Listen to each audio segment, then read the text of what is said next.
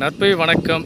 இன்று நாம் இருக்கும் ஆலயம் நீடூர், மயிலாடுதுறை மாவட்டம். மயிலாடுதுறைக்கு அருகில் இருக்கிற நீடூருங்கிற ஒரு கிராமத்தில் இருக்கிற அருள்மிகு வேயூர் தோழியம்மன் உடையார் சோமநாத சுவாமி அந்த ஆலயத்தில் நம்ம இருக்கிறோம். இந்த ஆலயத்தின் சிறப்பு என்னென்னா, இந்திரன் பிரதிஷ்டைப்பட்ட லிங்கம். சோமநாத சுவாமியை லிங்கன் பிரதிஷ்டை பண்ணியிருக்கிறது. சூரிய பகவான் வழிபட்டிருக்கிறாரு. தன்சுதன் அப்படிங்கிற ஒரு அரக்கன் நண்டுவாக பிறவி எடுத்தனால பாவமோசனம் பெற்ற இடம். பத்திரகாளி அம்மன் இந்த சோமநாத சுவாமி வழிபட்டதுக்கு அப்புறம் தான் கைலாயம் சென்றிருக்காங்க அப்படிங்கிறது ஒரு ஐதீகம்.